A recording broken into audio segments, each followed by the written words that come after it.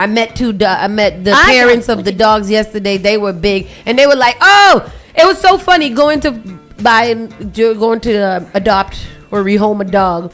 This family, when we walked into their house, there was like 6 of them in the house, and then there was 5 dogs just rolling around. These are their own dogs, and then upstairs they had 4 more dogs and a rabbit.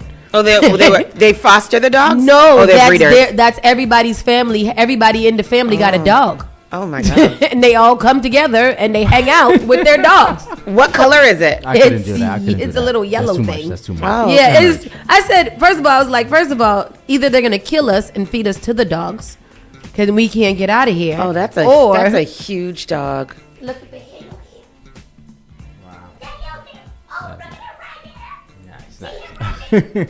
Show the people. He's sweet. How old is he? He is 7 weeks. Oh my God, he's sweet, but he's gonna be huge. He's gonna be a monster. Oh gosh, I'm looking at the Bully King Corso XL mix online, and that I'm scared. It's protecting you. Anyhow, what were we talking about? The show. Oh, yes, today is Thursday. I'm like, what show do you guys want me to talk about? Today is Thursday, September 11th. It is September 11th, 25th anniversary. Wow, 25 years. Yeah, 25 I think it's the 25th anniversary of September 11th when those planes went into the Twin Towers and the Pentagon. Is it Pentagon? Mm-hmm. A little piece of it went into the Pentagon. And then one crashed in the field. Yes. Crazy day. Yeah. Still remember it. I can't believe that was 25 years ago. Yeah. Wow. Oh, you're a freshman in college, right? Freshman in college. Wow. Damn. Don't take me like that. You don't know me. Today is going to be a high of 62 degrees. Sunny. It will feel like about 74. Expect sunny skies. The high will be 75 degrees today. So it's going to be a really nice day. It's the nicest day of the week. So make sure that you guys, just go out there and touch some grass. It's the last few days of summer. You should fully be able to enjoy those days. And don't forget, Pan on the Plaza is coming up on September 26th from 5 to 10. It is a free event. It's going to be outside City Hall Plaza. Come outside. Bisoko wants you guys to just frolic for one last time for the carnival season. And then we will put on our bubble jackets after that and prepare for the winter. And let's get into the runaway news. Miss Tony. Yeah. So let's get into it. Healy treading water and Trump underwater in a new mass poll that has come out. I think, let me get into the story. Most Bay Staters approve of the job Maura Healey is doing as a governor of Massachusetts, while an even greater share of residents here disapprove of President Donald Trump's performance, a new poll found. The online survey conducted last month by the Mass Inc. polling group and sponsored by Commonwealth Beacon found that 55% of the 1,000 residents polled approve of Healey's job performance, and 20% said they strongly approve of the governor, and 35% said they somewhat approve of her as the state's chief executive. Another 18% of people polled strongly disapprove of Healey, and 15% said that they somewhat disapprove of her job performance. 33% total disapprove. 11% of respondents were unsure about Healey. Healey is seeking re-election as governor in 2026 and so far has drawn 2 potential Republican challengers. The limited poll results released Wednesday also took residents' temperature of Trump and the U.S. Health and Human Services Secretary Robert Kennedy Jr. Trump has an approval rating of 35% here, the poll found, with 17% saying they strongly approve of Trump's presidency and 18% saying somewhat approve of the Republicans' performance in office. 60% of Bay Staters disapprove of Trump, including 48% who said they strongly disapprove. The 34% of people polled of him. They 48% strongly disapprove of Trump. Yeah. 34% of people polled approve of Kennedy's job performance. 21% said somewhat, 13% strongly. Most disapprove of his tenure as HHS secretary. 41% said they strongly disapprove, and 15% said they somewhat disapprove. So That's how the people is doing, according to 1,000 Bay Staters that were polled. How do y'all feel? What do y'all feel about Maura Healey? Do y'all? I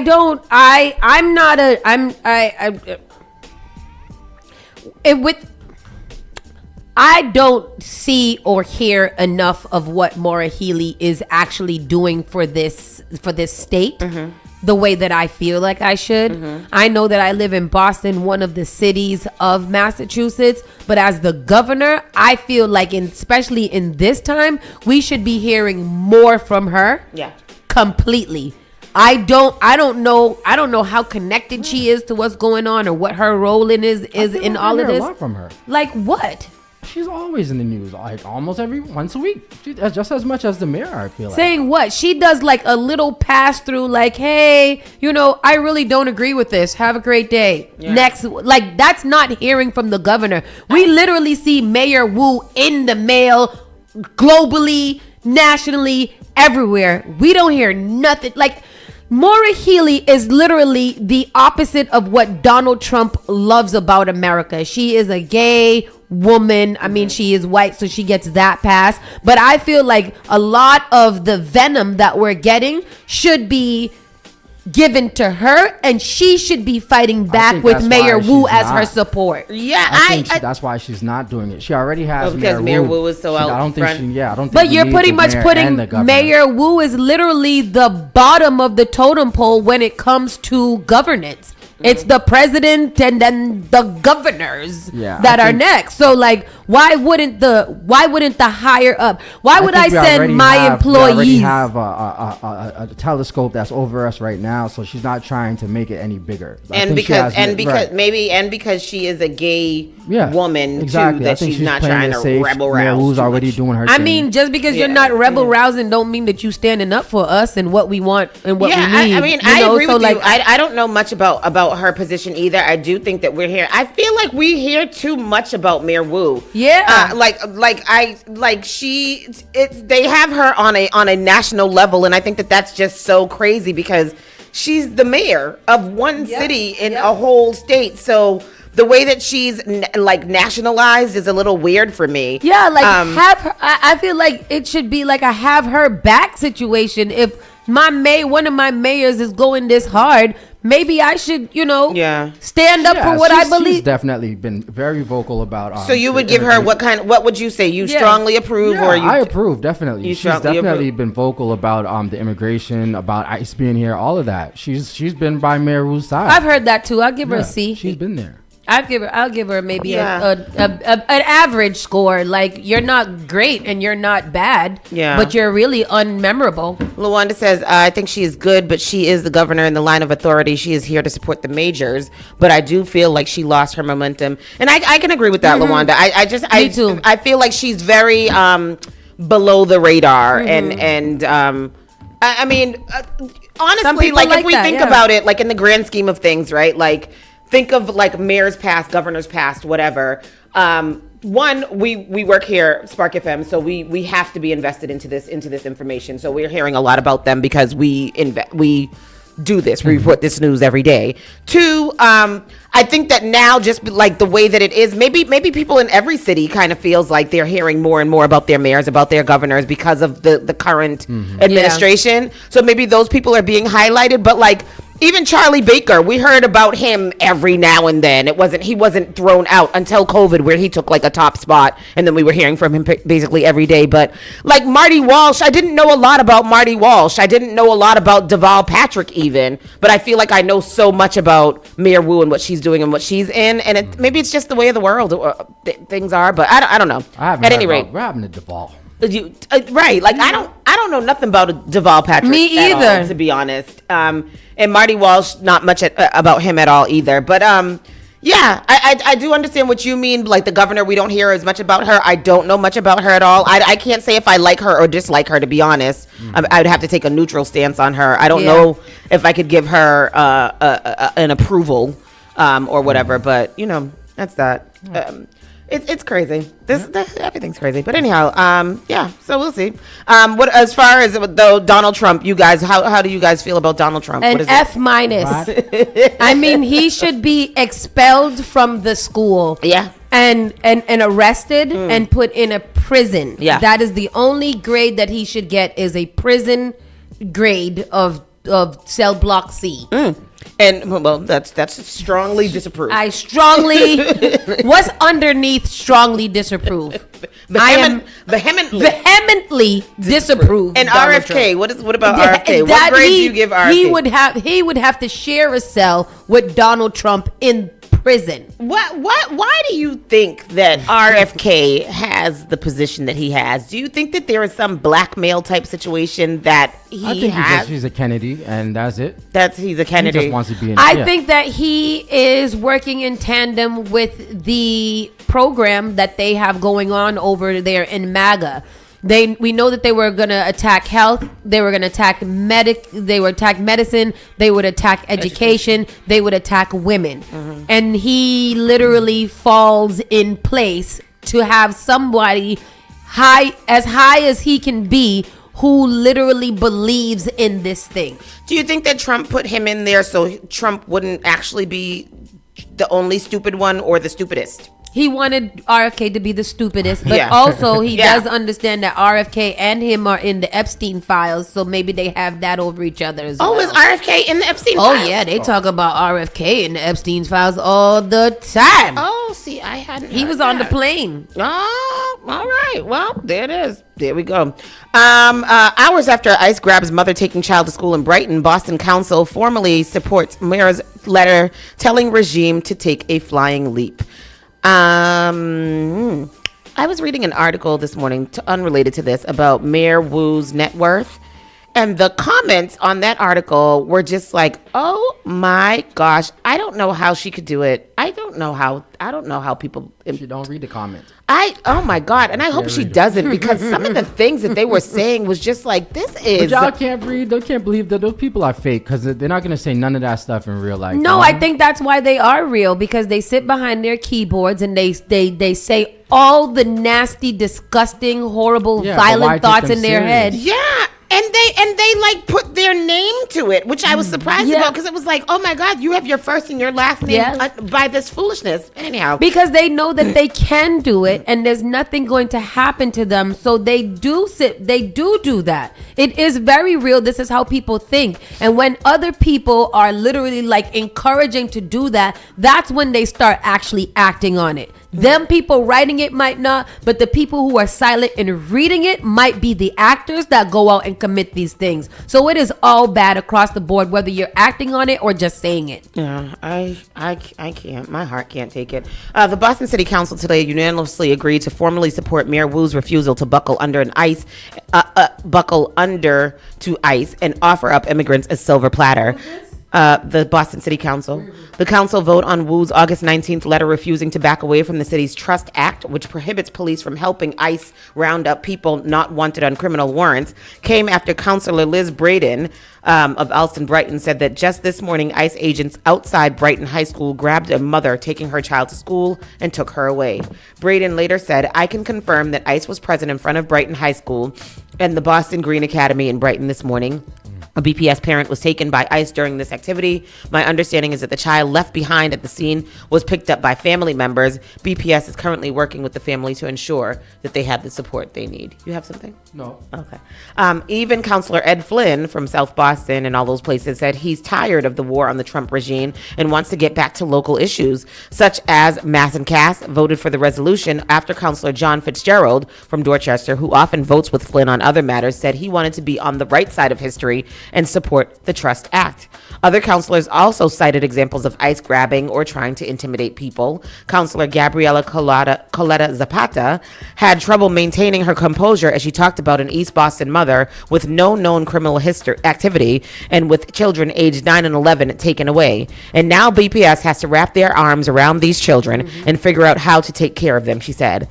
Councilor Enrique Pepin said that this past Friday, ICE stationed cruisers in the parking lot of the Pleasant Cafe on Washington Street in Rosendale, just as the nearby Bates and Conley schools were letting out for the day. Councilor Sharon Durkin said ICE stationed its Dodge Intimidators outside of Fenway Park last week.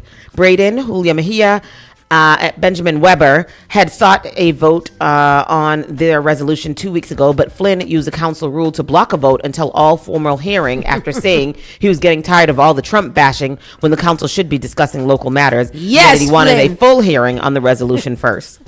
Great guy. Wow. He's so humbug up. You know, like humbug up? He humbug up in truth, man. Like, what is your problem, dude? Sit down. You leave him alone. Oh, gosh, he bothers my skin. I oppose. Well, let me go book him for in here so I can tell him. Let me know which day that is, because I'm not sitting next to him. Let You going me and you gonna switch seats I'm that day. about to put- Yes, I'm gonna push him down. About to put a lawn sign in my lawn for Flynn, because he just be saying whatever. I'm gonna block everything you guys are trying to do right now until like y'all can't do nothing. and stop talking about Trump. Don't say nothing about Don't say nothing don't about say that. Trump name.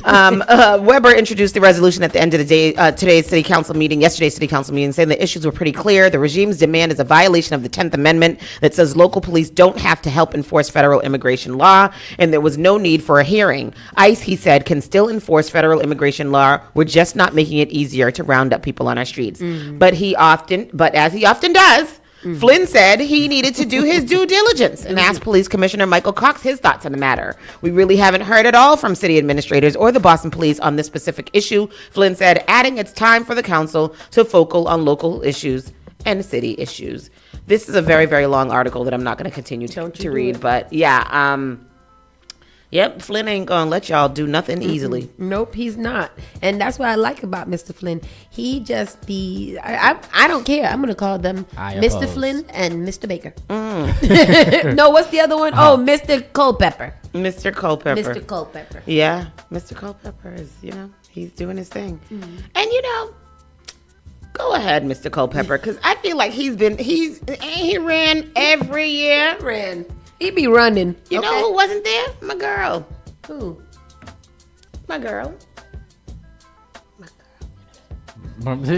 Oh, the OG. Yeah. The OG.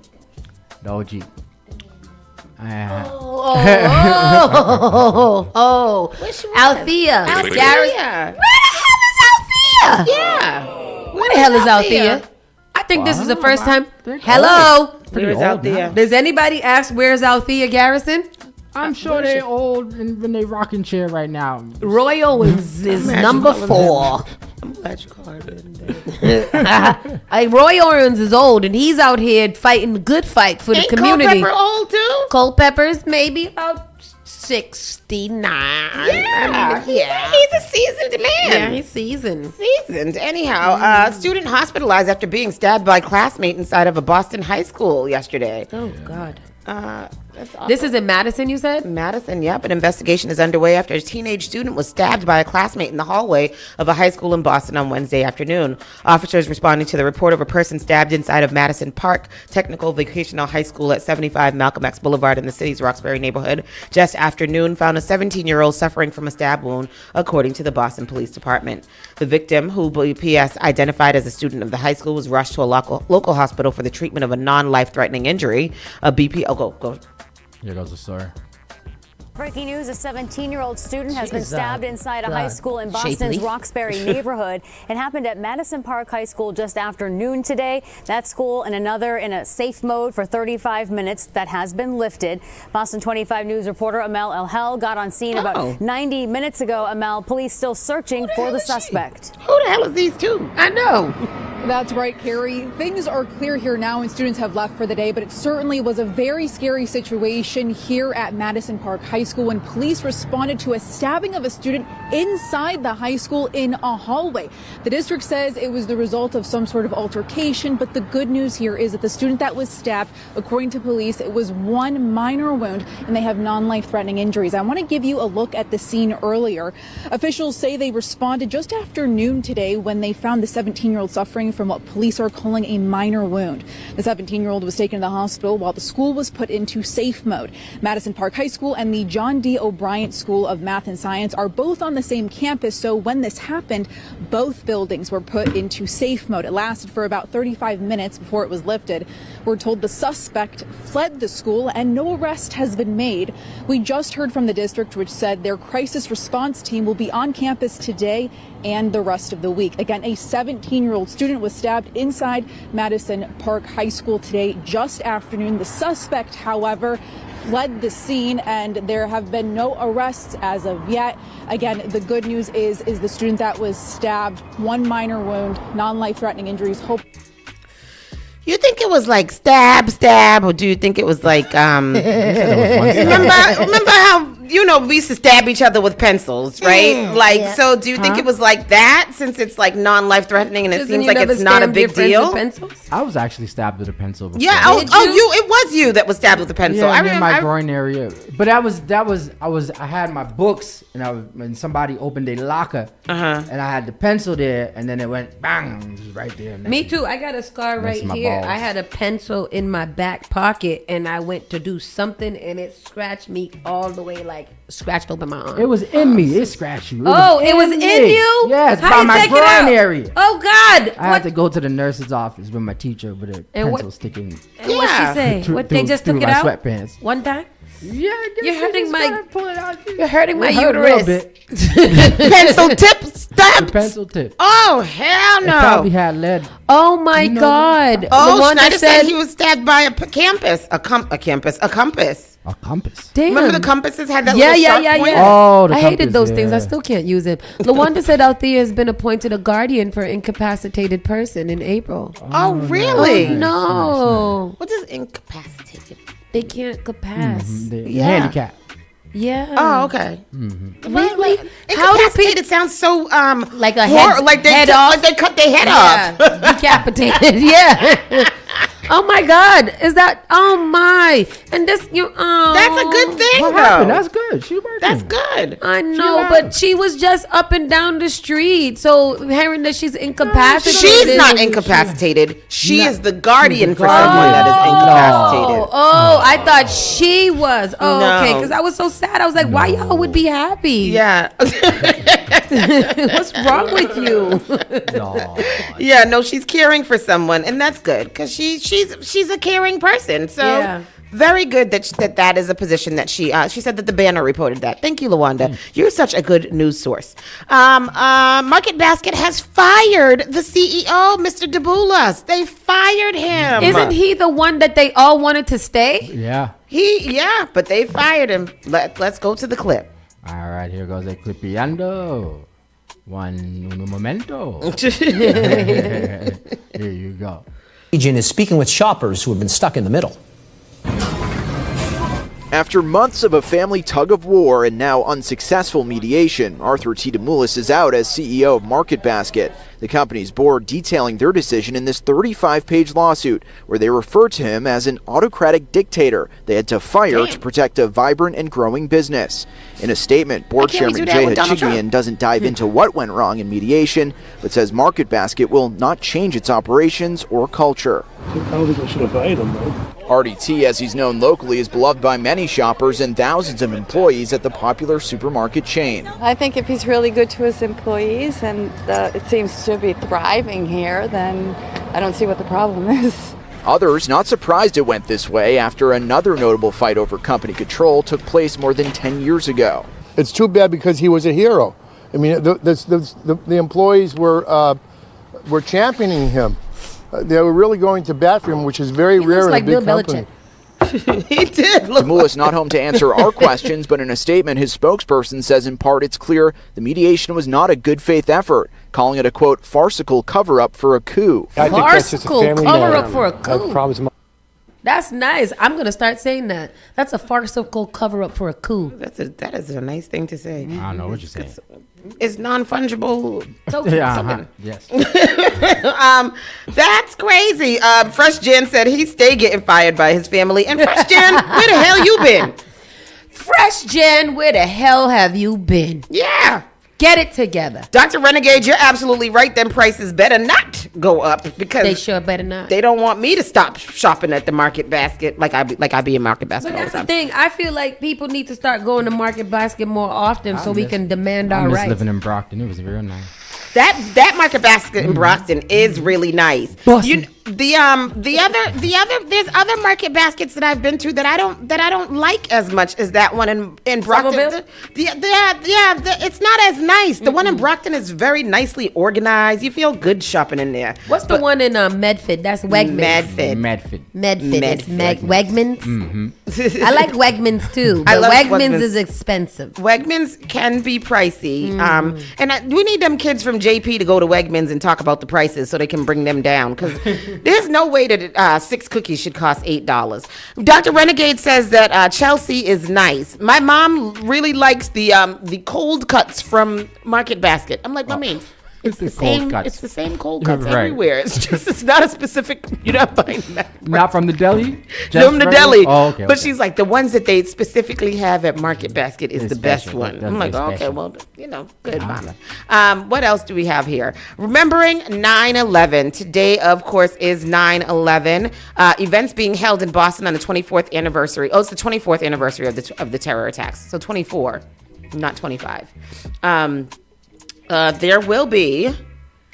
There will be a number of events held in Boston and throughout the state on Thursday to mark 24 years since September 11, 2001 terrorist attacks, as the impact of the unimaginable tragedy continues to be felt decades later. There were 206 people with local ties who died in the 9/11 attacks, including firefighters from Massachusetts.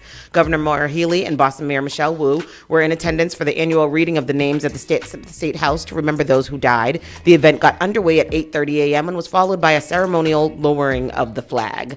Other events today include the annual National Day of Service and Remembrance Blood Drive taking place at Fenway Park beginning at 7 a.m. Inside the House chamber at 9:30 a.m. there will be a presentation of the Madeline Amy Sweeney Award for Civilian Bravery. Wu is expected to also attend the public wreath laying at the Garden of Remembrance at 1 p.m. Where's the Garden of Remembrance?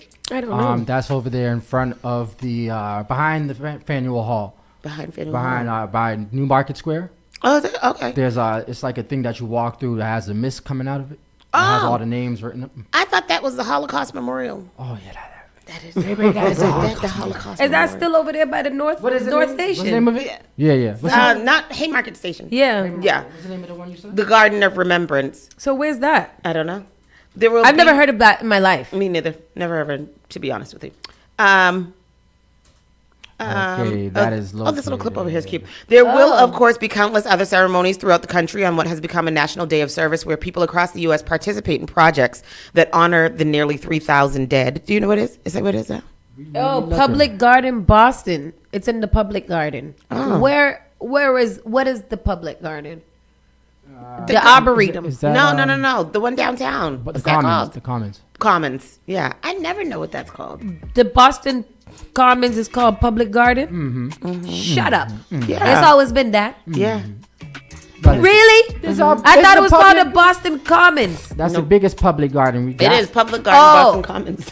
Yes. But there's more public gardens. Or is Generally. But that one is that is the public garden. Okay. Yeah. Okay. All right. That's where I saw my very first concerts on the Commons back in the 80s. Who was I went that? to see Olivia Newton-John with Uncle Joe. I don't know who that is. Let's get physical. Oh yeah. Okay. I wanna get physical. That's real 80s. That was my first concert. Oh my gosh, in the 80s. Concerts on the Commons. They used to do it all the time. Can't do that no more. You know why? Because people's crazy. Now they on City Hall. Now they on City Hall Plaza. No, that's Caribbean on City Hall Plaza. Overall, 9/11 Day estimates some 30 million Americans will participate in some form with the Day of Service, which Congress enshrined into law in 2009. So find some way to be of service today in remembrance of 9/11. Also, shout out to today is Rita's birthday. Yes, happy And birthday it's, to her. My good friend Effie Jacobian's birthday as well. Yes, sir. And the city council declares August as Black Business Month. Oh, and we my Tired of having black. I laughed at this morning when I saw this because I was like, Tristan's gonna be like, when is gonna be White Business Month? What the hell? This is why Boston and Massachusetts is under attack. Y'all too damn woke. Ain't August gone? Why are we getting benefit from Black Business Month? It's reparations. Boston City Council designated August as Black Business Month on August 29th with hopes of increasing visibility for Black-owned businesses and advancing racial and economic equity. The council encourages residents, institutions, and partners to support Black-owned businesses by shopping locally, dining out, investing, and raising awareness of throughout the month and beyond. Massachusetts is the home of roughly 545,000 white-owned businesses and 50,000 Black-owned businesses, according to the 2023 report. In 2022, Black-owned businesses made up 5.4% of all privately owned businesses in Boston, according to the data from the Census Bureau. I hope that small businesses, especially Black small businesses, know that the city is here to support them as they start, as they grow, and as they develop, said Alicia Porcina, Director of Small Businesses for the City of Boston. I hope that one day opening a Black-owned business becomes the norm. The resolution has been announced at a turbulent time for small businesses as many struggle to mitigate the impact of President Donald Trump's tariffs, which have threatened jobs, driven up prices, and increased unpredictably across the industries, and also affected Boston's Caribbean Carnival. What? Say it one more time. Go read it back. Run it back. The tariffs have affected the Boston Caribbean. Have made it a struggle for small businesses and the Boston Caribbean Carnival. Policy experts claim these tariffs could disproportionately impact Black-owned businesses, according to Capital B News. COVID-era lockdowns triggered a 41% decline in the number of Black business owners in the U.S., suggesting Black businesses are more vulnerable to dips in the economy, according to Bloomberg. Persina said the city's small businesses, Black-owned and not, are struggling to retain staff and navigating spiking costs. Being able to pivot and adapt has just been very challenging for businesses, she said. The city provides consultancy for small businesses through the Technical Assistance Program, which aims to help owners adjust and improve their business model. Boston is a city for opportunity, she said. A lot of the work that we do is creating opportunities for those small businesses so they can grow, so they can develop, and that's all in an effort to address the racial wealth gap. One United Bank, one of the businesses named in the resolution, was born out of a merger acquisition between 4 banks in 2001. It has since grown into the nation's largest Black-owned bank. And I want them to do a small study on One United Bank to see how much they give back into the communities in which they are supposed to serve. Because I'm kind of interested in what their philanthropic and their loans and product offerings do for the Black community other than hold our money. Very nice. Very nice. I like it. Interesting.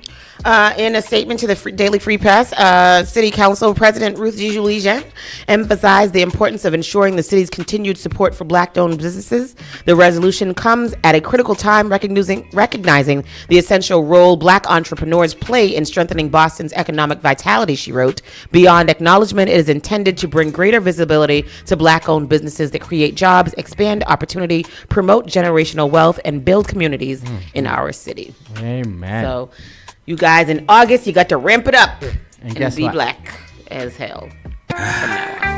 Well, that is I'm the local Black news. Now. Quick. But the first thing I did was quit all my. What it say? Well, I'm Black now. White power. White power. Quick commercial break. We'll be right back with national and entertainment news. This is Saucy and Friends in the Morning. SparkFMOnline.com. You're listening to Saucy and Friends in the Morning with Miss Hot Sauce, Miss Tony, and Rockstone Triz. Your #1 local radio. The Spark of New England. Spark FM. Bringing the heat back to the airwaves. Finally Home is a must-read step-by-step guide that will equip any first-time homebuyer with the knowledge they need to confidently make informed decisions. This book provides answers in simple and clear terms to most, if not all, of the questions you may have about credit, home ownership, and generational wealth. Finally Home equips the reader with the confidence to be engaged with the home buying process without feeling vulnerable or exploited. Tailor-made Real Estate Easy is not just a catchy hashtag. It is real estate agent and radio personality Taylor Andre's goal. A goal to simplify one of the most challenging processes you will go through as an adult. a goal to educate you properly on credit and teach you the strategies to finding the home of your dream. It is not just a good book or an easy read, it is the secret to a seamless home buying experience.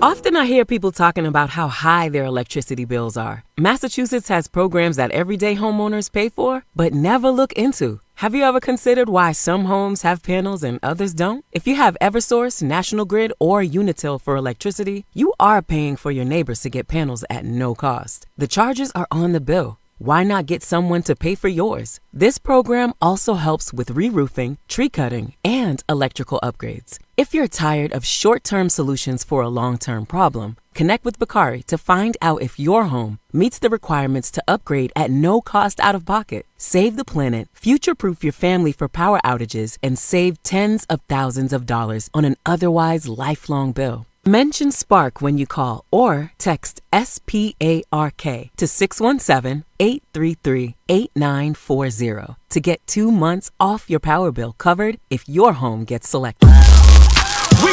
Boston's new home for urban Caribbean music. Spark FM. Spark FM. Playing all your favorite hits from reggae. Spark FM. Where you are gonna see a million. We got the Congo long just like the Amazon. Spark FM. I know that life is not easy. No say we are for winning. Walk with the camera like Jesus. Soca. Hip hop. Yeah, we on and we going crazy. R&B. Cause we knew you could do damage. You could do damage. Afrobeats and much more. Spark FM. Spark FM.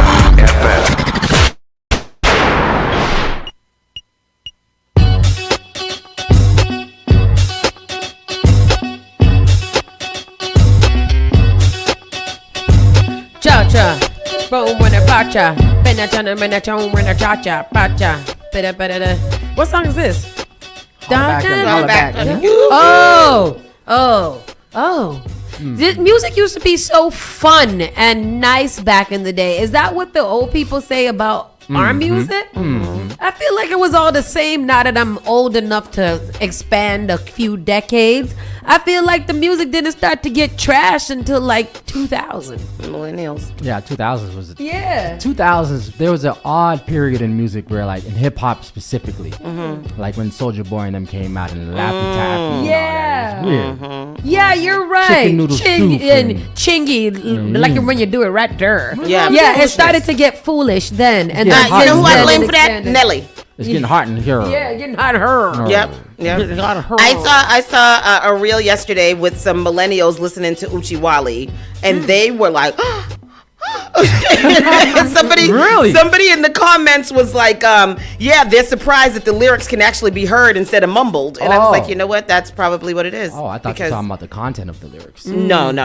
Well, Uchi Wally is very raunchy. It is. Raunchy compared song. to the music you're listening to. Swing round my thing like a tongue ring. The intro to Uchi Wally is like, say, yeah, F me. Most people don't know that. Most people don't know that verse. Uchi Wally. Uchi Wally is oh yeah, MFer. That's that ish. Come on, ladies, make it hot. Thugs, make it hot, make it pop. Uchi Wally.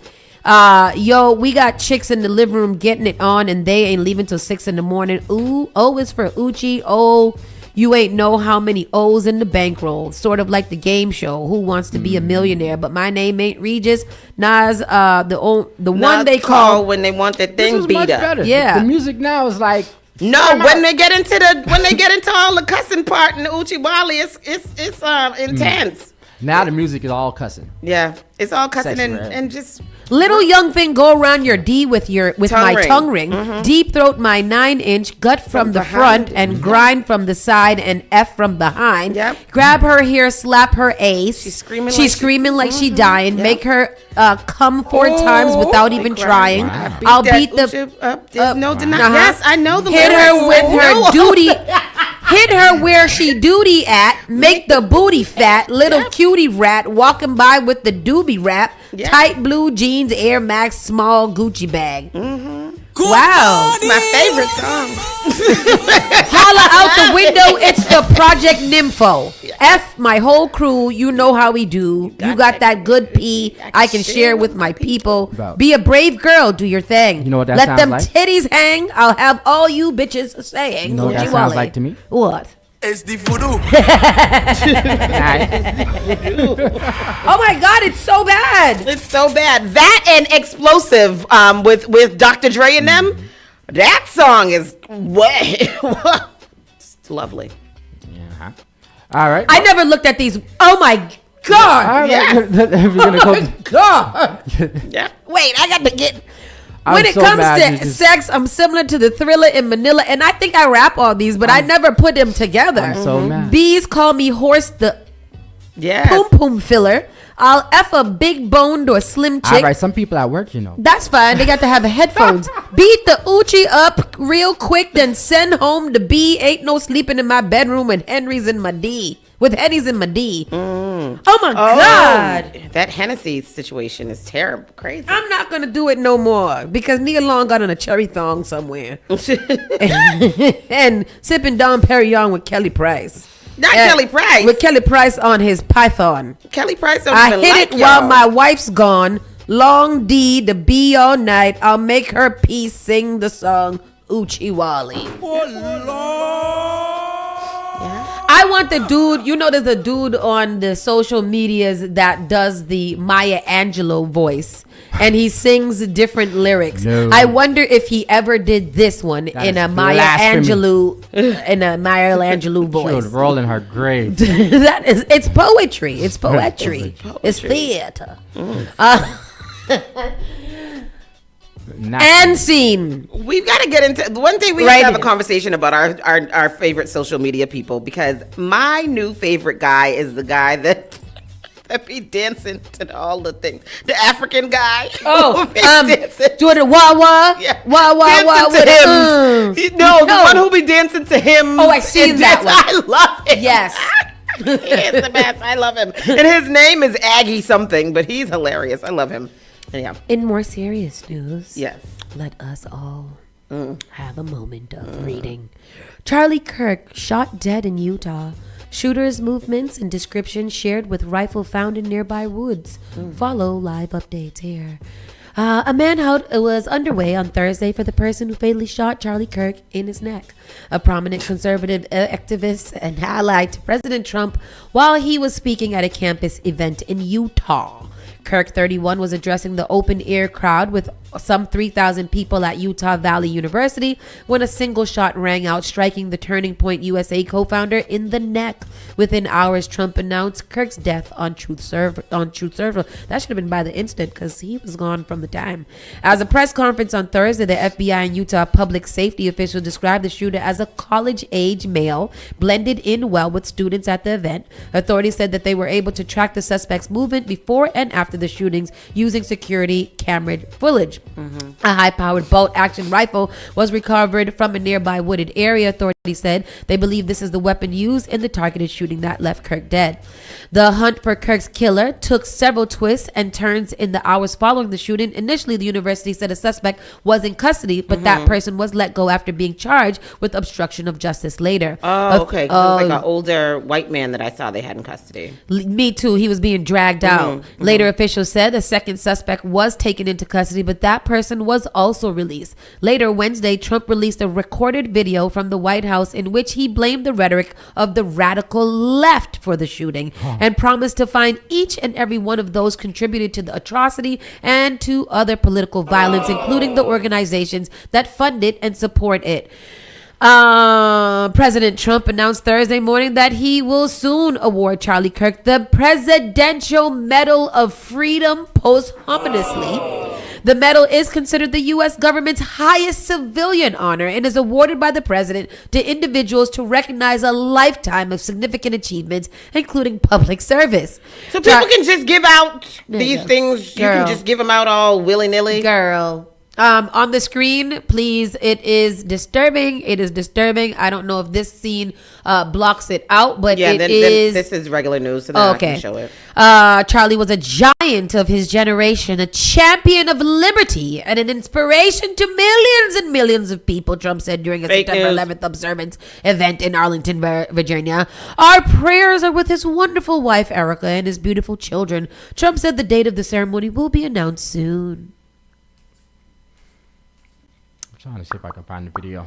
Oh no, not the actual video, Tristan.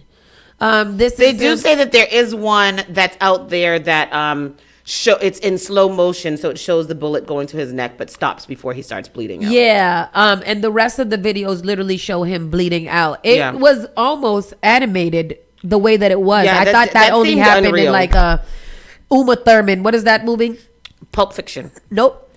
Kill Bill. Yeah. Mm-hmm. That's how it was happening. It looked like one of those scenes because it's mad gory and mad dramatic. Yeah, it looked just like that. It was kind of crazy. Yeah, they did show a footage of them dragging him or carrying him into the car, and then Charlie Kirk. Somebody was holding his neck and trying to get him into the car, so I guess they can rush him to the hospital. And then it does. There also are clippings of just the crowd in that.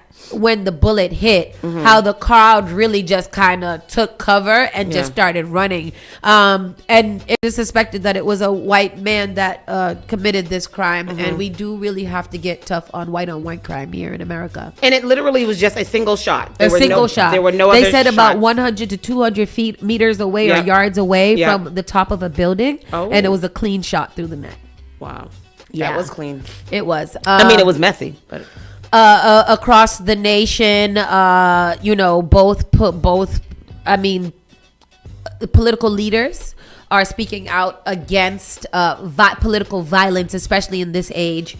And there has been a ton of controversy surrounding empathy and everything like that. From what we know of Charlie Kirk, he was a messenger of evil and hate. He was actually He was actually one of those people that helped to indoctrinate other people into his way of thinking and his way of life. And unfortunately, this is what he did. He would often make light of school shootings, saying that they were pretty much a casualty of about 3,000 people, a casualty of our protections against 2A. He was also a very big proponent on lashing out against affirmative action and women in power and women, especially black women in general. He was a hater of the LGBTQ community and the trans community.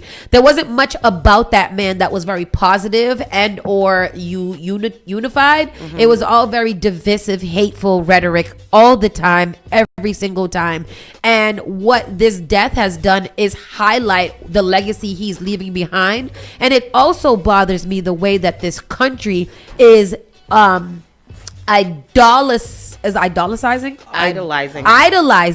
this man. I think Trump ordered for the flags to be flown at half flag yesterday. Get the F out of here. A moment of silence in the cabinet. We're now giving him the medal of honor and peace and things like that. And I just feel like it's a really bad message outside of people not mourning his loss, that we are uplifting and highlighting divisive, evil people in this country and martyring them in some type of way. It's bizarre to me.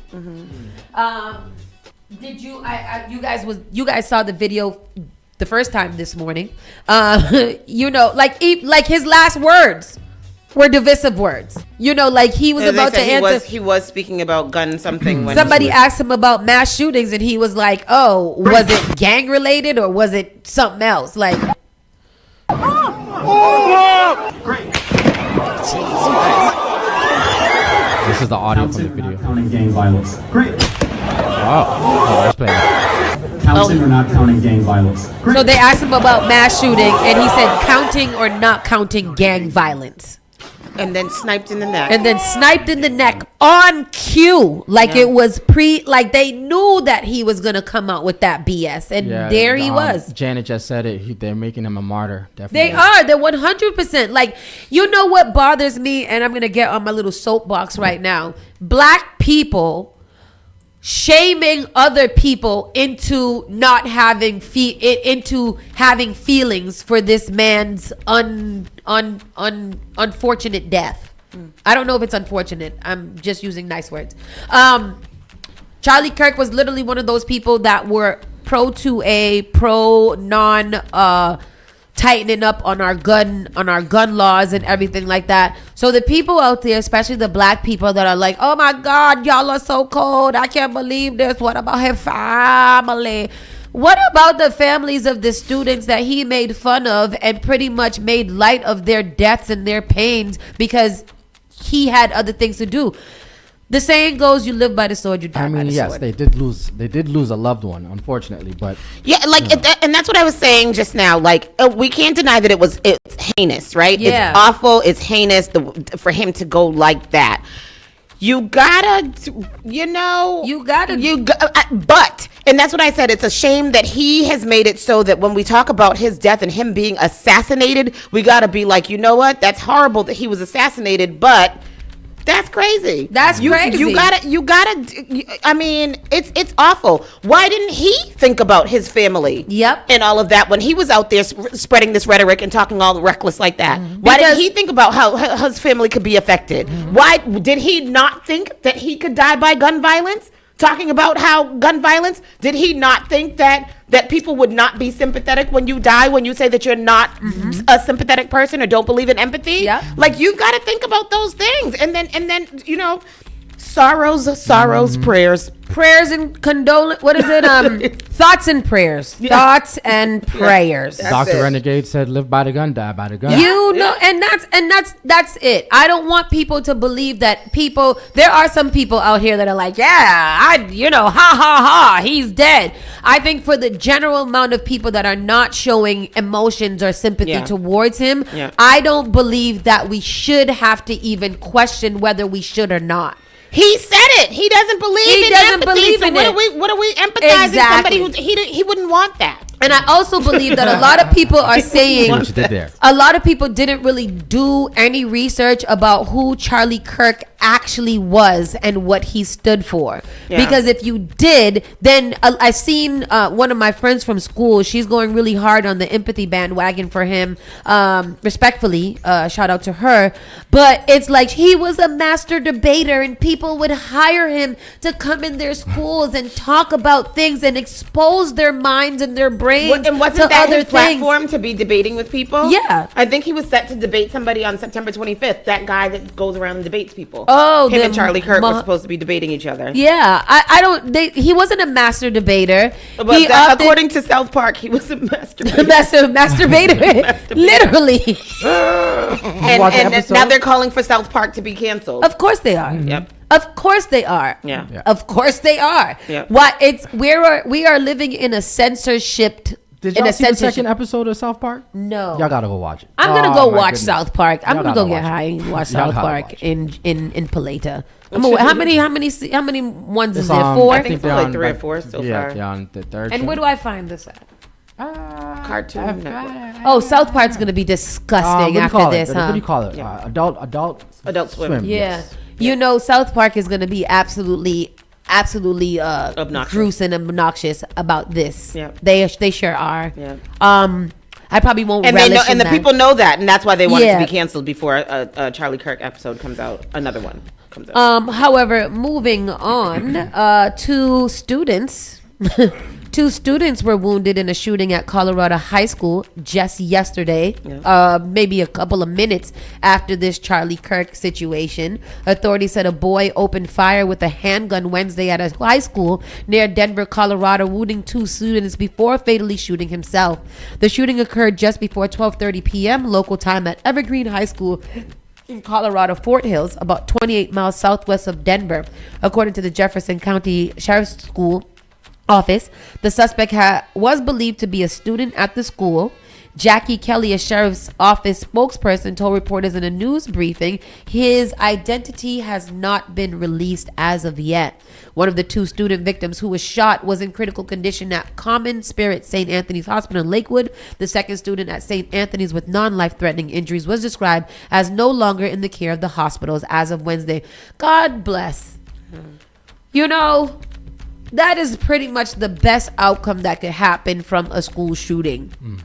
Somebody didn't die, and looks like a flesh wound of the sign if they let him out already. 2 deaths. Two deaths. Yeah, 2 deaths. Kelly said the deputies responded to numerous 911 calls, making contact with the shooter within 5 minutes. She said no law enforcement officers fired any weapons, however. The first on scene, they were at the school, were pretty quick to find our suspect. A preliminary investigation revealed the shooting took place inside and outside of the school building.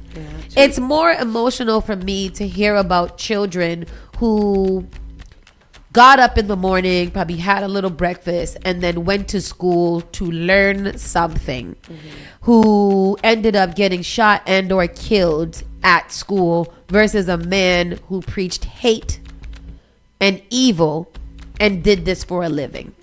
So if I'm going to expend any of my energy on anybody, it will be the victims of this school shooting that happened on 9/10. Moving on, unfortunately, NBC fires Matthew Dord over on-air comments about Charlie Kirk, insensitive and unacceptable, which is crazy because I heard what he said, and it literally is freedom of speech, and he didn't say anything wrong or bad. You have freedom of speech as long as you're saying what they want to hear. What they want to hear. He's been one of the, this is what the man said, this is what he got fired for. He's been one of the most divisive, especially divisive younger figures in this, who constantly sort of pushing this hate speech aimed at certain groups. I always go back to hateful thoughts lead to hateful words, which then lead to hateful actions. And that's why he was fired. And he got fired for saying that. He said, he also added, and I think that in this environment we're in, we can't stop with these sorts of awful thoughts you have and then saying these awful words are not expected awful actions to take place. And that's the unfortunate environment we're in. My thoughts and prayers are with the family and friends of Charlie Kirk, before referencing his comments earlier that day. Wow. And they fired him for that. They fired him for that. Isn't that crazy? Charlie Kirk can be martyred for his freedom of speech, but this man who also used his freedom of speech to express his emotions about this situation was now fired from his job as a news person. That's crazy. Very crazy. He said he was asked, when they asked him about this, he was like, I was asked a question on the environment we are in. He explained, I apologize for my tone and words. Let me be clear. I in no way intended for my comments to blame Kirk for his horrendous attack. Let us all come together and condemn violence of any kind. Thoughts and prayers. Damn. I added thoughts and prayers because I think that that's all I could give to anybody is the written words of thoughts and prayers. So that is It's a hard time to be a journalist, man. Yeah, it is. It really is. It's a hard time to be a journalist. It's a hard time to be a comedian. It's a hard time to do anything that does not align with what the MAGA has. Larry Ellison surpasses Elon Musk as world's richest person after Orgy stock gives him an extra $101 billion net worth. Oracle stock. OG. Where did I get that from? I thought you said orgy. I never heard of Larry Ellison. Have I? Never ever. Have you? No. Who the guy? Me either. Oracle co-founder Larry Ellison beat out Tesla CEO Elon Musk to claim the title of world's richest person for the first time Wednesday. The 81-year-old executive chairman Executive chairman has benefited from Oracle's growing cloud infrastructure business, most notably this week as the company announced it won several billion-dollar contracts in its first recent quarter. Must be fucking nice.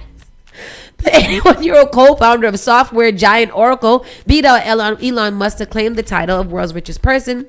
Ellison, who co-founded Oracle in the 70s and is still its chief technology officer and executive chairman, saw his net worth skyrocket over the past day to 393 billion US of American currency dollars, jumping ahead of Elon Musk 385 billion US. Is it make any sense for these two people to amass over $800 billion? No. It does not make any sense for that to be struggling. There are people that literally do not have a single dollar, such as myself, to their names and are trying to live in this world and eat and sleep in peace. And there are people like Elon Musk and Ellison somebody with over $800 million amassed between both of them. Billion with a B. Why do you even count that much? How do you count that much? Who counts it? I don't know. You can't even count those numbers in real life. I'm sad about it. I'm angry about it. I feel some type of way. I feel upset inside of my heart that all of the world's fund. We're like $3 trillion in debt. Them two alone can literally end America's debt. Yep.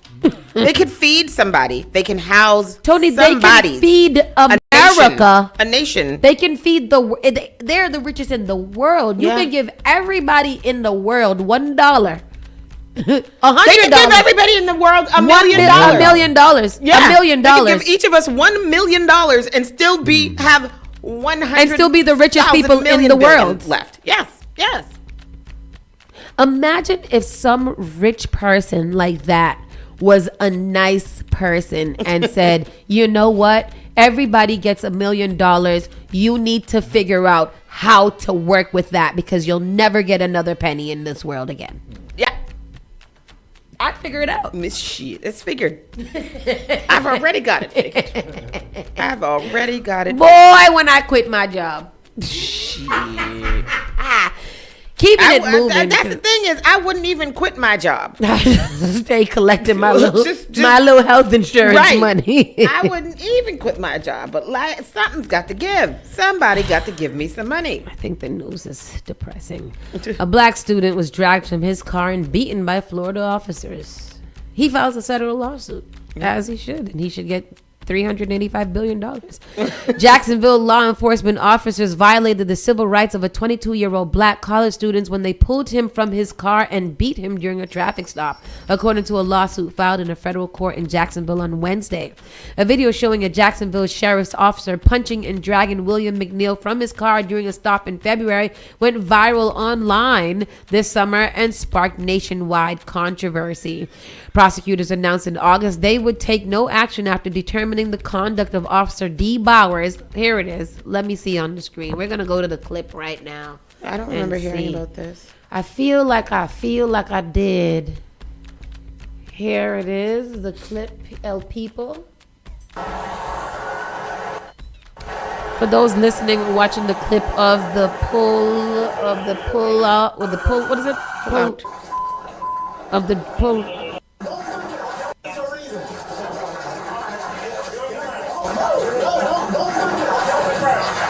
And somebody's saying, don't punch him, don't punch him. Oh, is he hitting him in the head? Why is he having him in the... He's literally, get his face off the ground. No, hey, no talking, man. What's going on, man? You're under arrest. No, bro.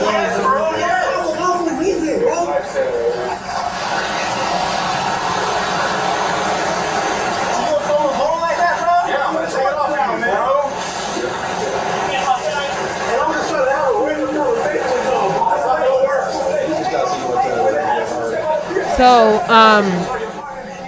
a video showing a Jacksonville sheriff's officer punching and dragging William McNeil from his car during a stop in February went viral. Oh, I did see this. He was sitting in his car. He was like putting his hands up. The police was mad because he was just like, I just want to know why you talking to me. He turned over to talk to another officer at the end. They said that his window couldn't go all the way down, so he couldn't roll it down. And he wasn't opening his door, but it was open a little bit. The other one, he started talking to the police. The officer reached into his window and literally punched him in the face, and then dragged him out of the car. Oh, okay, so maybe I do know this. Yeah. Okay. Prosecutors announced in August they would take no action after determining the conduct of Officer D. Bowers of the Jacksonville Sheriff's Office did not constitute a crime, according to an investigative report released by the State Attorney's Office for the 4th Judicial Circuit of Florida.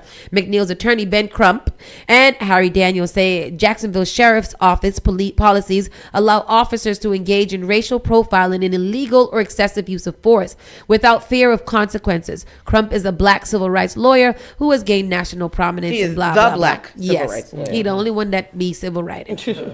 It's crazy. Which is very sad. That's a horrible situation. I always be very nervous about the black men in my life who have to most likely go through this at some point in their life. And just thinking about that, having those vulnerable ass positions and being scared in your own right, and having to deal with authorities and knowing that you're not going to get any justice regardless. Yeah, the only the only saving grace sometimes when we think about those things is that we don't hear about that happening here. Yeah, very often it's very much happens a lot in those Midwest states, in those southern states, but we don't hear about that here. We haven't. Yeah. Yet. I shouldn't say yet. Just say we haven't heard about that. Yeah. Exactly. Cruise passenger charged after jumping overboard, allegedly to dodge a $16,000 in gambling debt. Was that worth? Was that worth what it was? Is that why? Like, is that the only? Like, why you do what? Well, why? Want to check out? Probably Trump too. Did he hope that he was gonna die? Yeah, like were you killing yourself, or was he escaping? Like, I wouldn't escape in the middle of the ocean. I don't feel like there's a way for me to actually escape in the middle of the ocean besides death. He was escaping. He was escaping life. A cruise ship passenger faces a federal charge after he jumped overboard with thousands in cash on. Oh, he had it on him. No. Oh. After thousands of cash on him over the weekend in Puerto Rico after he incurred about $16,000 in gambling losses on the high seas. J. Xander Omar Gonzalez Diaz. Oh, damn. Leave him there. That man has 6 names. Was arrested Sunday after he jumped off Royal Caribbean's Rhapsody of the Seas when he docked in San Juan, according to criminal complaint. Oh, okay. He thought he was going to jump off, swim to shore, and nobody would see. He has been charged with failing to report the transport of money instruments over $16,000 from outside the United States. The complaint does not explicitly link Gonzalez Diaz's decision to jump overboard with his alleged debt. A spokesperson for the U.S. Attorney's Office in San Juan on Thursday declined to disclose whether Gonzalez Diaz's leap was tied to gambling or explain why authorities cited the fact in that complaint. So wait, you have to claim if you have a certain amount of money when you go on the cruise ships too? I thought that was only when you're flying in the airplane. He owed them. He owed the ship, right? Oh, he owed them $16,000. No, I think that he came on the ship with the money. He was trying to dodge $16,000 in gambling debt, meaning he gambled on the ship and owed the ship $16,000. So when they tried to, what do you call it, port? No, but they're saying they're trying to figure out why the authorities they said put it's not those necessarily together. related to gambling debt. Gonzalez Diaz was fished out of the water by passerbys on jet skis and taken to shore, where Customs and Border Protection officers found $14,600 of cash on him. He stole the money from the ship? Is that what you're saying? I don't know what it is. I don't know what it is. It said he incurred about $16,000 in gambling losses on the high seas. How do you in the casino? Yeah, but where was the money? He had $14,000 but he had $14,000 on him. So why didn't he just pay it? Yeah. Oh, maybe he owed it. He didn't want to give him the money. Yeah. Oh, well, that sounds stupid. The hell you do that for? Boy, if you don't get back on that goddamn ship. You got the money, just pay it. You gonna jump off the ship and then do what? And then get arrested and lose they got your money? your name, your address, your passport, your everything. Your picture. All of that, your picture to get on and off. All of that stuff. You gonna jump off it. People just, everybody's just so crazy. This headline is stressful to me too. A woman convicted for biting off her attacker's tongues finally clears her name. Yeah. Yeah. A South Korean court acquitted on Wednesday a woman convicted 6 decades ago for defending herself against sexual violence after she was inspired by the country's Me Too movement to challenge the ruling. Joy Malja was 19 in 1964 when she was attacked by a 21-year-old man in the southern town of Jemhae. He pinned her to the ground and repeatedly forced his tongue into her mouth, at one point blocking her nose to stop her from breathing. Damn, so she could open her mouth? Chow managed to break free by biting off about half inch of his tongue. Good. In one South Korean's most continuous rulings on sexual violence, the aggressor received only 6 months in prison, suspended for 2 years for trespassing and intimidation, but not attempted rape. But now Chow, who's 79, was convicted of causing grievous bodily harm and handed a 10-month sentence, suspended for 2 years. That decision was overturned Wednesday by the Abusan District Court, which ruled that her actions constitute justifiable self-defense under South Korean law. Why did you guys not understand that it was justifiable self-defense when it was first brought to the courts? How did you guys convict her? She wouldn't have bit his tongue off if it wasn't in his mouth. He mouth raped her. Literally. That's crazy. If he would keep his own tongue in his own mouth, it wouldn't have gotten bit off. Exactly, exactly. I don't have anything to say. Good. This is why I can't be no judge. I'll be like, why'd you do that? You go to jail. Yeah. Go to jail. Sit it down a little bit. So what they do, they overturned her conviction? They overturned her conviction. Good. That's crazy. Which one is the bad Korea? When Korea was South bad. or North? No, they still got one. Which one got Kim Jong-un? Kim Jong-un. North Korea, right? I don't know. That's North Korea. That's North Korea. Yeah, that's terrible. Ain't there another one, Jiang Jinping? Yeah. Yeah, that's China. You guys are racist because I don't think that was somebody's real name. No, that is. Oh, okay. It is. Okay. This is something Jinping. Yeah. There's something. Lord. Let's take a very, very quick commercial break. Come back with the entertainment news in a few minutes. Keep it locked, Spark FM online.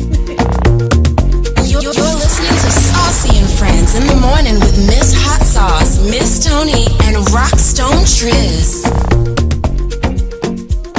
Your number one local radio. The Spark of New England. Spark FM. Bringing the heat back to the airwaves. Advertise your business brand or music on Spark FM. Contact us at sparkfmonline.com for more information.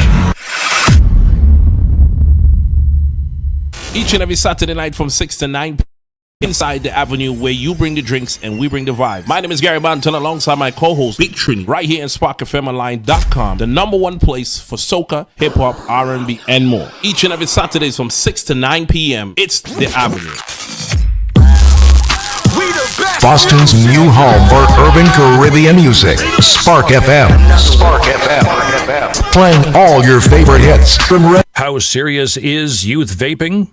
Irreversible lung damage serious. 1 in 10 kids vape serious, which warrants a serious conversation from a serious parental figure like yourself. Not the seriously know-it-all sports dad or the seriously smart podcaster. It requires a serious conversation that is best had by you. No, seriously. The best person to talk to your child about vaping is you.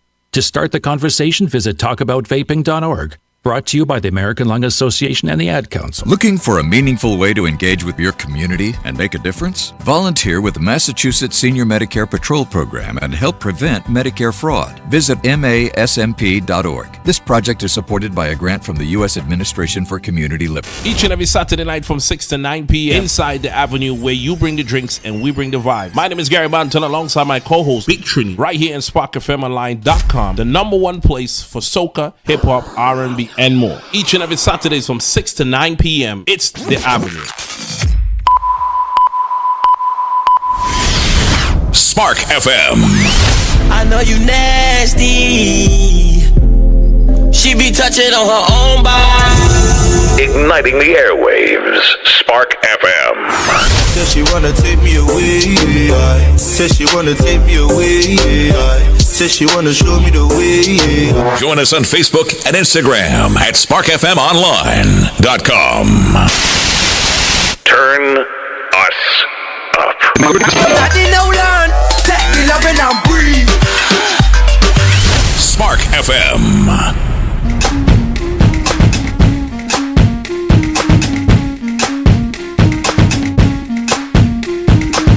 Are red and violets are blue. Chubba lumber and shiverly too.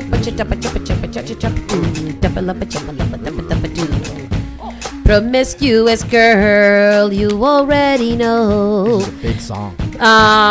Entertainment news. Tony and I will tag team on these, give you guys the headlines and anything you guys want us to expound on. Go on in it, talk about it. People just need to be more comfortable with the truth. Brittany Rayner sparks buzz with body count confessions to Michael Porter Jr. Brittany Rayner is the one who was having sex with Charleston. No, she was just twerking on him. She was that was soft porn because she had her skirt all the way up with no panty on this man's nasty little racist little jigaboo. And she has a child with a little boy. She has a child with a young man named PJ somebody. Drea got a child with a baby too, right? Drea from Loving Housewives. Yeah. Oh no, but this one is also the one who decided that she was going to turn to Muslim and then married Kevin Gates for 32 hours.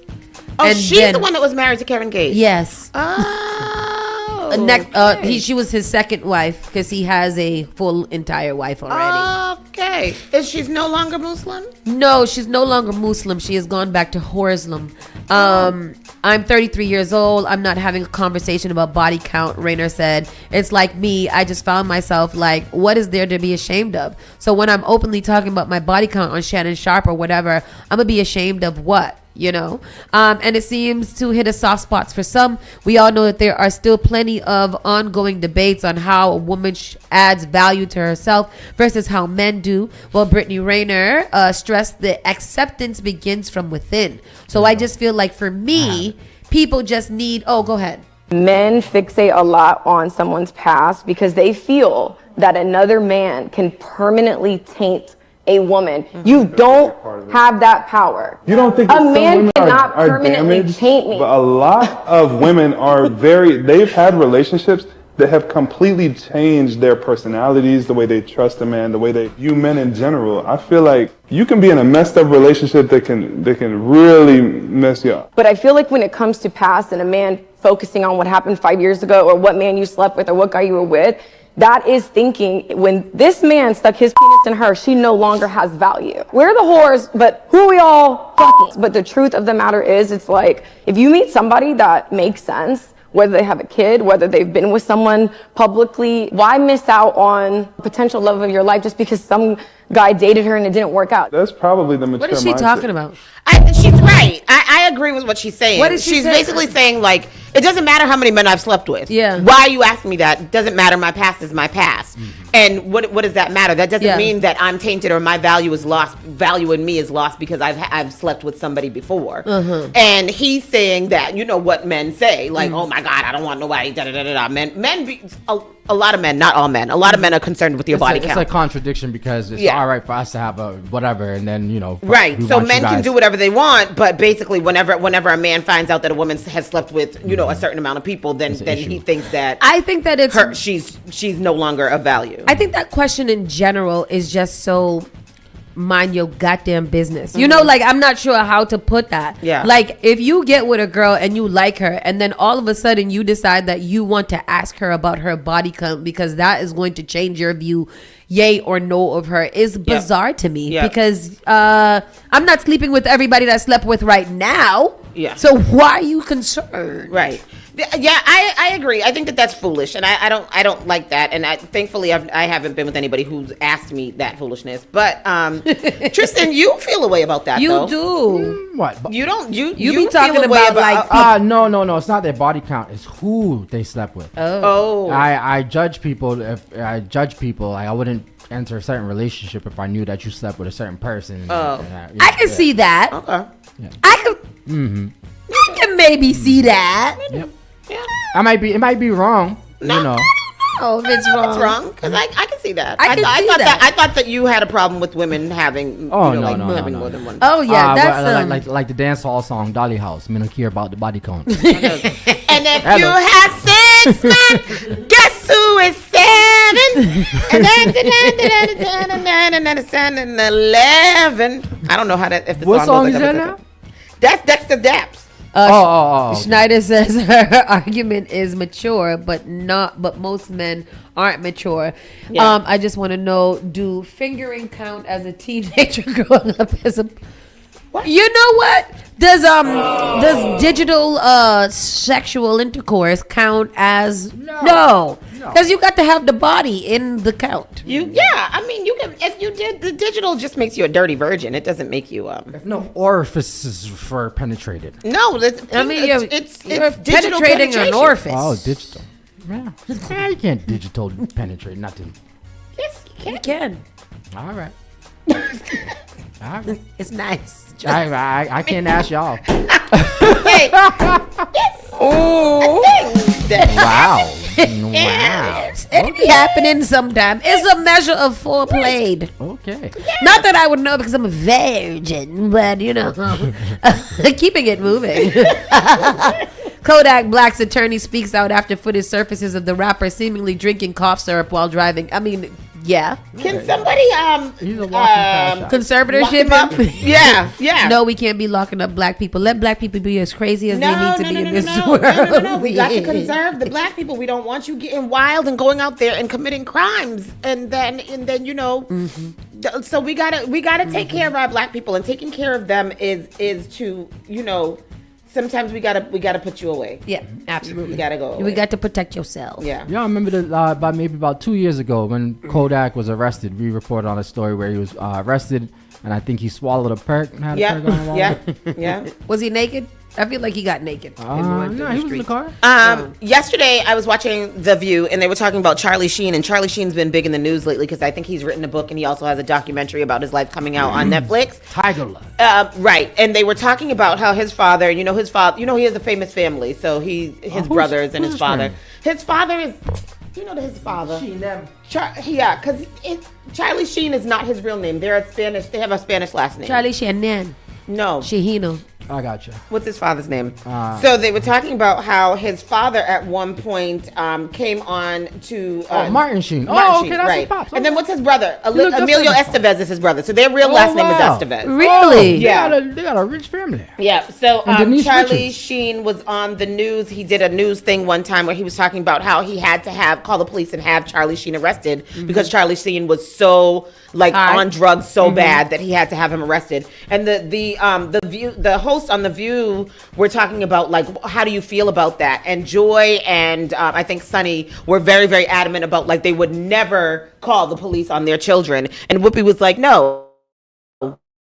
Sometimes you got to call the police on your children because if you don't, what's going to happen is they're going to end up hurting themselves or hurting someone else. That boy that stabbed that girl on the train, his mother had begged them to put him in jail, and they would not put him in jail. And she had begged them, and then look what happened. And a couple days before, or not a couple days before, but earlier this year, that same boy had gotten arrested and in trouble with the police because he had called the police and said that there was something implanted in his brain and he was worried about it. Yeah. And they charged him with misusing 911 when that was a boy's cry for help. So it's literally we are crying out for mental health services because of legitimate issues, and they are either arresting us or making it seem like gaslighting. You're not crazy. I'm not crazy. You're I think that's a problem. I think that the state, or wherever should be blamed for that lady's arrest because if all of that did happen, y'all should have handled it.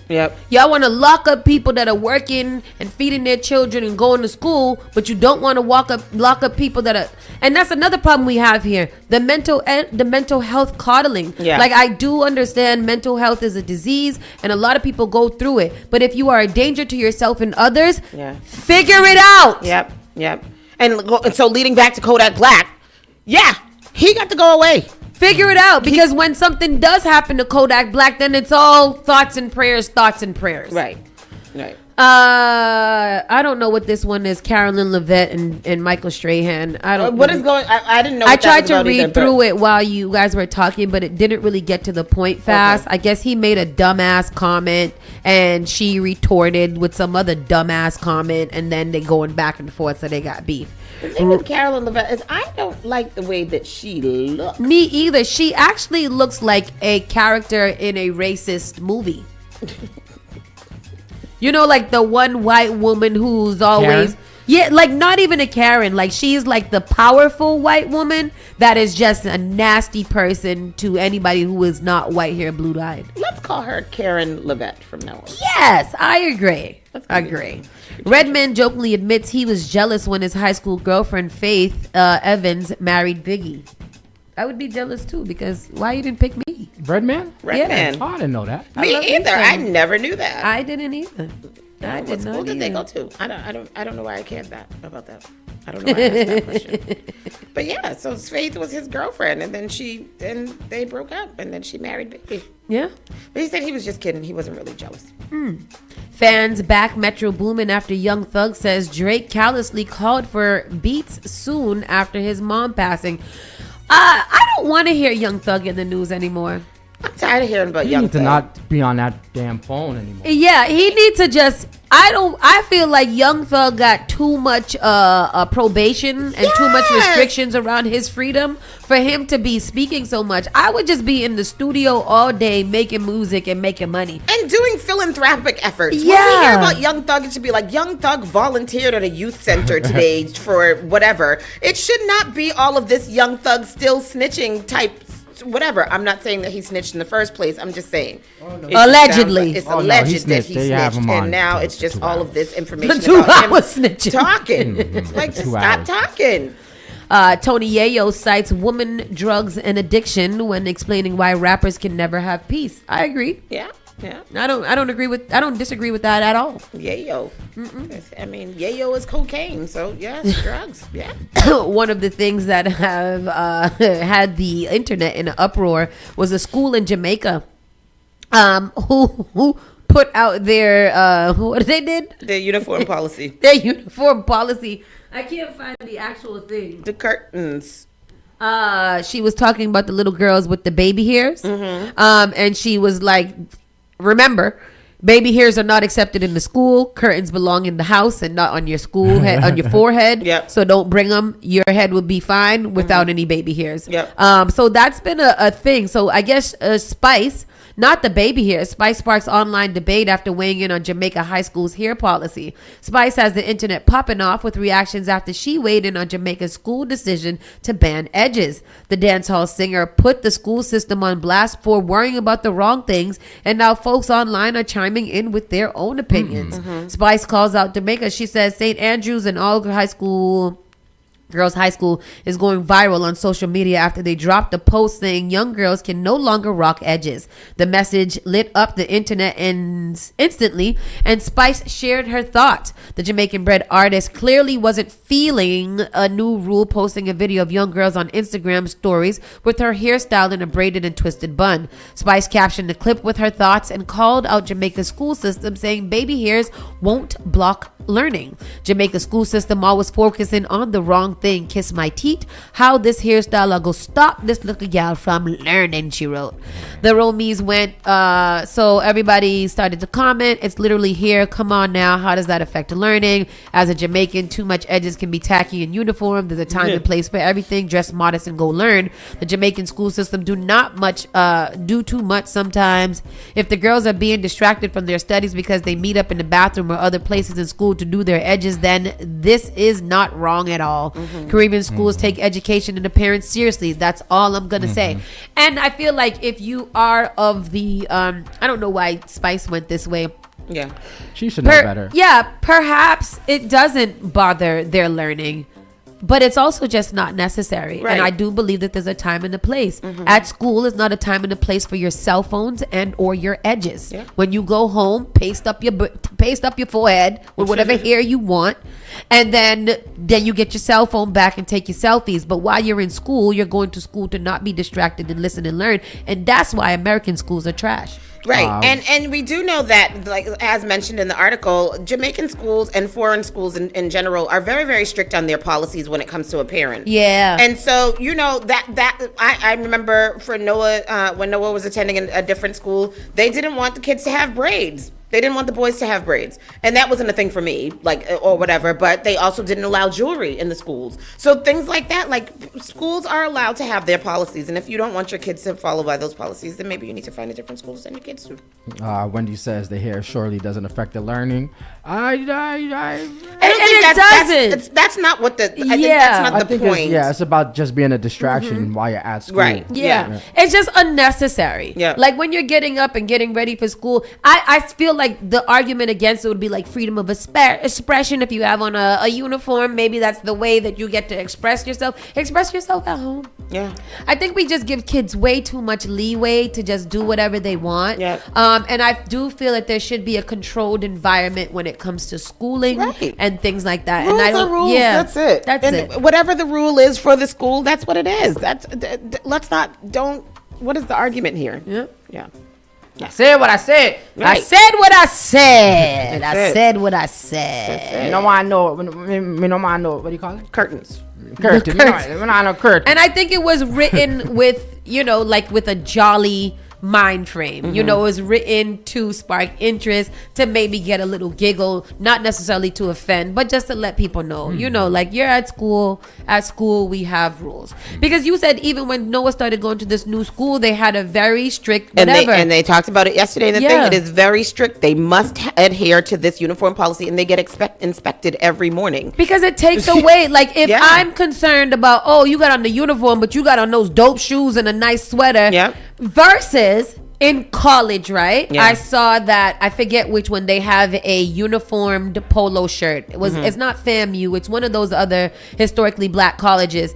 And the thing for like that first day of school is to really fashionize and stress. It was down in Atlanta. Yeah, they were doing that. Clark Atlanta, was it? I think it was Clark Atlanta. Yeah. Like you get to really kind of like express yourself in fashion through your dress, but you have to wear this polo shirt and dress it up how you want to. At Morehouse the first week they have to wear suits and ties, I think. Yeah, I mean, I think that's dope. Like in college, I'm already adult age. I'm 17, 18 through 21 or whatever. I feel like you do have a little bit more leeway to be an adult and self-express. As a child, you do as children do. It's preparedness for your preparedness. It's for career development too. Yeah, career development, all of that stuff. And that's one I of don't the think there's reasons anything why wrong with I'm that. happy I went to school. I was a medical student, because I know if I went to Boston Public School, it would have been a fashion show for me. Yeah. I still won best dressed. Marblehead, but still. It just wasn't a distraction, because everybody wasn't really concerned about, the white people wore the same thing every day. Right. And then especially since Black Panther came out and they came out with that, what are those? That's what everybody says to the kids all the time. See, kids are under pressure to wear these, fancy sneakers and all of this stuff. No, put my child in a uniform. And with that said, hope you guys, children, have a great day and safe day at school today. Hope you guys be well traveled and have a wonderful evening. Well traveled, there you go. Well traveled. Yeah. To and fro work. Yes. Traveling mercies. Yes. May the Lord watch between. May the Lord eye open. All right. Under his eye. Under his eye. Be fruitful. Spark FM Online, #1 for urban and Caribbean music. This is Saucy and Friends, Monday through Friday, 9 to 11. Join us tomorrow. It is F Word Friday. This week went by quick. Very quick. And at first I was like, come on. But now it's like, tomorrow's Friday. Yeah. Let me hurry up this day. Bye, right. Everybody. Bye, y'all.